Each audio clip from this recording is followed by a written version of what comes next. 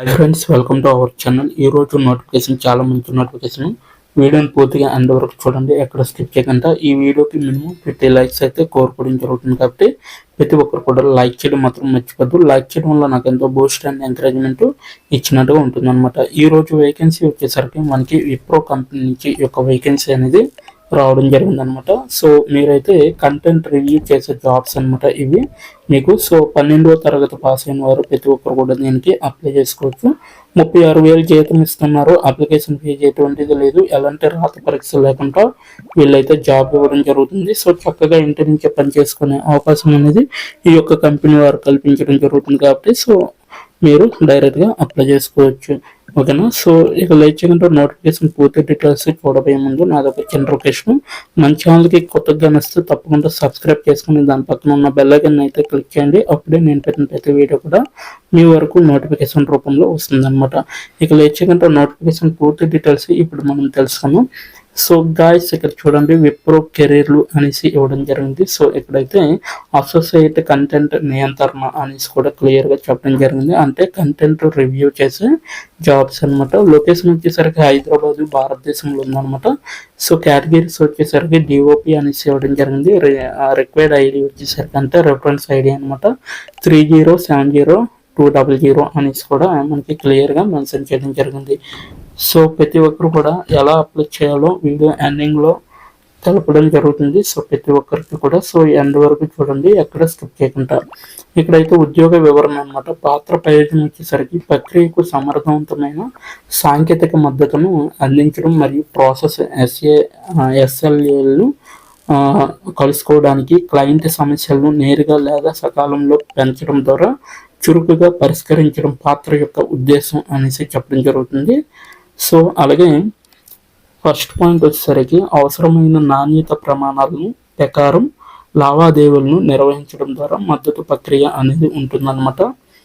అంటే first point వచ్చేసరికి క్లయింట్ల నుండి వచ్చే అన్ని సహాయ అభ్యర్థులను టెలిఫోన్ మరియు లేదా ఈమెయిల్ ద్వారా మర్యాదపూర్వకంగా ఫీల్డింగ్ చేయడం. అంటే మీరు ఎవరైతే క్లయింట్లు వస్తారో అటువంటి వారిని వాళ్ళకి క్వారీస్ ఏవైతే ఉంటాయో అటువంటి వారికి మీరు టెలిఫోన్ లేదా ఈమెయిల్ ద్వారా మీరు మర్యాదపూర్వకంగా వాళ్ళకి కాల్ చేసి కానీ మెసేజ్ చేసి కానీ ఫీల్డింగ్ చేయగలిగే విధంగా ఉండాలి.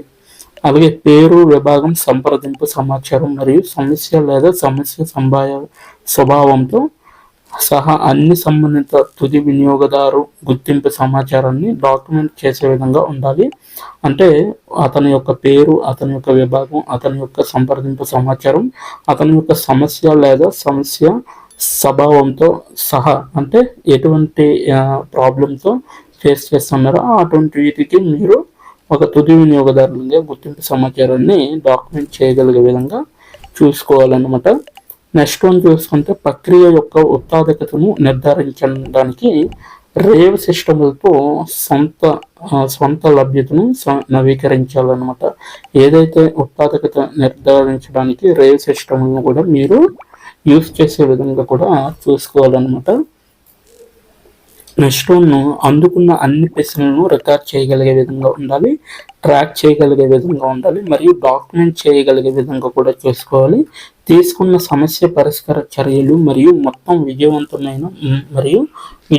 కాని రెజల్యూషన్లను కూడా మీరు అన్ని కూడా డాక్యుమెంట్ చేసే విధంగా కూడా చూసుకోవాలన్నమాట. సో ప్రతిదీ కూడా ట్రాక్ చేసే విధంగా కూడా మీరు ఇక్కడ వర్క్ అనేది చేయవలసి ఉంటుందన్నమాట.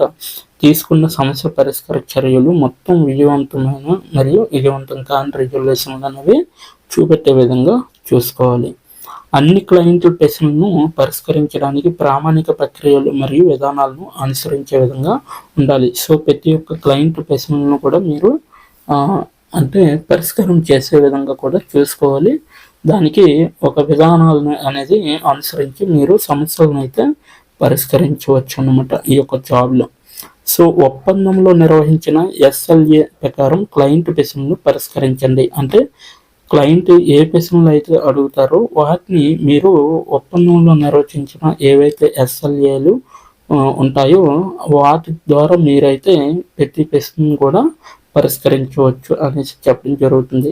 అలాగే నెక్స్ట్ వన్ చూసుకుంటే ఖాతాదారులకు సమర్థవంతమైన సమస్య పరిష్కారాన్ని అందించడానికి మరియు సహాయం చేయడానికి అంతర్గత జ్ఞాన స్థావరాలు, వనరులు మరియు తరచుగా అడిగే ప్రశ్నలను యాక్సెస్ చేయగలిగే విధంగా ఉండాలి మరియు వాటిని నిర్వహించగలిగే విధంగా కూడా ఉండాలి. సో ఖాతాదారులకు సమర్థవంతమైన సమస్య పరిష్కారం ఉంటుంది కదా, సో వాటిని అందించే విధంగా ఉండాలి మరియు మీరే సహాయం చేసే విధంగా, అంటే మీరే హెల్ప్ చేయడానికి అంటే మీకంటూ ఒక నాలెడ్జ్ అనేది ఉండాలన్నమాట. వనరులు మరియు తరచుగా అడిగే క్వశ్చన్స్ ఏవైతే ఉంటాయో వాటిని యాక్సెస్ చేయగలిగే విధంగా ఉండాలి, వాటిని నిర్వహించే విధంగా కూడా చూసుకోవాలి. మెరుగైన క్లయింట్ పరస్పర చర్య మరియు ట్రబుల్ షూటింగ్ సులభతరం చేయడానికి తగిన ఉత్పత్తి వివరణలను గుర్తించగలిగే విధంగా ఉండాలి. వాటిని నేర్చుకునే పద్ధతిలో కూడా మీరు చూసుకునే విధంగా ఉండాలన్నమాట. అలాగే భవిష్యత్తు సమస్యలు ఏవైతే ఉంటాయో వాటిని నివారించడానికి అత్యంత సంభవించే ట్రెండ్లను గుర్తించడానికి కాల్ లాగులను డాక్యుమెంట్ చేయగలిగే విధంగా ఉండాలి మరియు వాటిని విశ్లేషించే విధంగా కూడా చూసుకోవాలన్నమాట. రెగ్యులేషన్ సమయాన్ని వేగవంతం చేయడానికి అలాగే కస్టమర్ల కోసం స్వీయ సహాయ పత్రాలను నిర్వహించగలిగే విధంగా ఉండాలి మరియు నవీకరించే విధంగా కూడా చూసుకోవాలి. రెడ్ ఫ్లాగ్లను గుర్తించగలిగే విధంగా ఉండాలి మరియు సకాలంలో పరిష్కరించని సందర్భాల్లో టీం లీడర్కు తీవ్రమైన క్లయింట్ సమస్యలను పెంచే విధంగా కూడా చూసుకోవాలి. కాల్ మరియు ఈమెయిల్, అంటే కాల్ లేదా ఈమెయిల్ అభ్యర్థులకు ముందు మరియు తర్వాత క్లయింట్లకు ఉన్న అన్ని ఉత్తత సమాచారం మరియు బహిర్గతం అందించబడిందని నిర్ధారించుకోవాలి. నెక్స్ట్ వన్ చూసుకుంటే లాస్ట్ పాయింట్ అనమాట, సేవా ఒప్పందాలను పాటించడం ద్వారా చట్టపరమైన సవాళ్ళను నివారిస్తుంది అనేసి తెలపడం జరుగుతుంది. సెకండ్ వన్ వచ్చేసరికి మనకి క్లయింట్ ప్రశ్నల సమర్థవంతమైన నిర్ధారణ మరియు ట్రబుల్ షూటింగ్ ద్వారా అద్భుతమైన కస్టమర్ సేవను అందించండి. దశల వారీగా పరిష్కారాల ద్వారా వినియోగదారులకు మార్గనిర్దేశం చేస్తూ ప్రశ్న నిర్ధారణ చేయడం ద్వారా క్లయింట్లకు ఉత్పత్తి మద్దతు మరియు రెగ్యులేషన్ అందించగలిగే విధంగా ఉండాలి. ఉత్పత్తి మెనూలో చుట్టూ నావిగేట్ చేయడంలో క్లయింట్లకు సహాయం చేయగలిగే విధంగా ఉండాలి మరియు ఉత్పత్తి ఫీచర్లను బాగా అర్థం చేసుకోవడానికి వీలు కల్పిస్తుంది. వినియోగదారు స్నేహపూర్వక, మర్యాదపూర్వక మరియు వృత్తిపరమైన పద్ధతుల్లో అన్ని క్లయింట్ల ప్రశ్నలను పరిష్కరించే విధంగా ఉండాలి. ప్రామాణిక విధానాలు మరియు మార్గదర్శకాల ప్రకారం అన్ని కస్టమర్ల ప్రశ్నల లాగలను మరియు రికార్డులను నిర్వహించగలిగే విధంగా ఉండాలి. నియమించబడిన ట్రాకింగ్ సాఫ్ట్వేర్ను ఉపయోగించి ఇన్కమింగ్ కాల్ మరియు ఈమెయిల్ అన్నింటిని ఖచ్చితంగా ప్రాసెస్ చేయండి మరియు రికార్డ్ చేయగలిగే విధంగా ఉండాలి. కస్టమర్ మరియు క్లయింట్ల వ్యాపారాన్ని నిలుపుకునే లక్ష్యంతో క్లయింట్లకు సముచితమైన చోట ప్రత్యామ్నాయ పరిష్కారాలను అందించండి. సో ఆలోచనలను నిర్వహించండి మరియు శ్రోతలు మరియు పరిస్థితులకు తగిన మౌఖిక సందేశాలను సమర్థవంతంగా కమ్యూనికేట్ చేయండి. ఫీడ్బ్యాక్ను రికార్డ్ చేయడానికి మరియు కాంట్రాక్ట్ ఎస్ఏఎల్కు అనుగుణంగా ఉండేలా చూసుకోవడానికి అనుసరించండి మరియు కస్టమర్లకు షెడ్యూల్ చేసిన కాల్ బ్యాక్లను చేయండి అనేసి చెప్పడం జరుగుతుంది. థర్డ్ వన్ వచ్చేసరికి కార్యాచరణ శ్రేష్టతను నిర్ధారించడానికి మరియు ఇప్పటికే ఉన్న ఖాతా క్లయింట్ల యొక్క అత్యుత్తమ కస్టమర్ సేవా స్థాయిలు నిర్వహించడానికి సామర్థ్యాన్ని రూపొందించగలిగే విధంగా ఉండాలన్నమాట. సో ఉత్పత్తి లక్షణాలు, మార్పులు మరియు అప్డేట్లతో తాజాగా ఉండడానికి ఉత్పత్తి శిక్షణ చేపట్టండి. అలాగే క్లయింట్ అవసరాలు సిఫార్సుల ప్రకారం ఉత్పత్తి నిర్దిష్ట మరియు ఏవైనా ఇతర సెక్షన్లో నమోదు చేసుకోండి అనేసి చెప్పడం జరుగుతుంది. అలాగే క్లయింట్కు మెరుగైన సేవలను అందించేందుకు శిక్షణ థీమ్లు మరియు అభ్యాస సమస్యలను గుర్తించడానికి బృంద నాయకులతో భాగస్వామిగా ఉండండి. స్వీయ అభ్యాస అవకాశాల్లో పాల్గొనడం మరియు వ్యక్తిగత నెట్వర్క్లను నిర్వహించడం ద్వారా ఉద్యోగ పరిజ్ఞానాన్ని కూడా నవీకరించాలన్నమాట.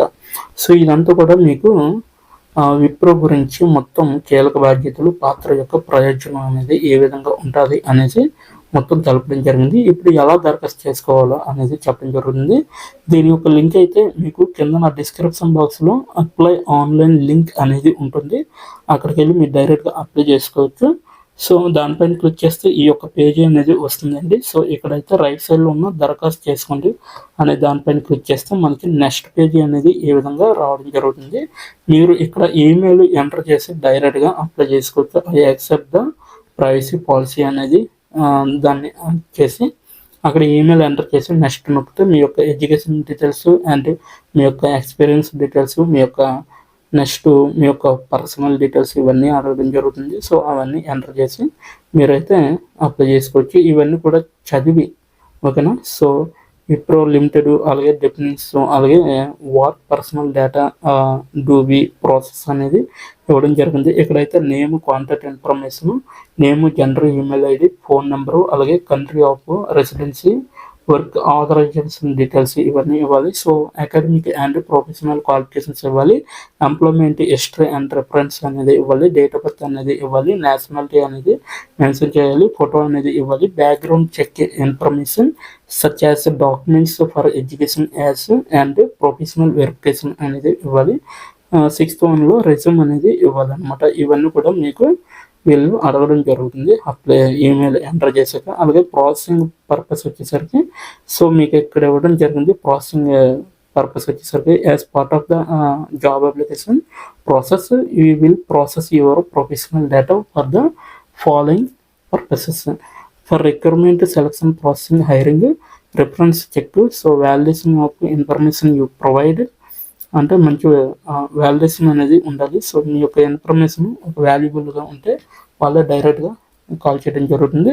Communication concerning the hiring process అనేసి కూడా ఇవ్వడం జరిగింది. అలాగే పర్సనల్ ఇంటర్వ్యూ టు యాక్సెస్ ఎవరు suitable for the role. So ఈ రోల్కి మీరు మంచిగా సూటబుల్ అయితే వాళ్ళు డైరెక్ట్గా పర్సనల్ ఇంటర్వ్యూ తీసుకోవడం జరుగుతుంది. So results of personal data అనేది ఇవ్వడం జరిగింది. సో ఇవన్నీ కూడా చూసుకోవచ్చు. మీరు చూసుకొని డైరెక్ట్గా నెక్స్ట్ ఆప్షన్ పైన క్లిక్ చేసి మీరు అప్లై చేసుకోండి. సో ఇదనమాట ఈరోజు నోటిఫికేషన్. మీకు నచ్చింది అనుకుంటున్నాను. నచ్చితే తప్పకుండా లైక్ చేయండి, షేర్ చేయండి. ఇప్పటి వరకు వీడియోని వాచ్ చేసినందుకు చాలా చాలా థ్యాంక్స్ ఫర్ వాచింగ్.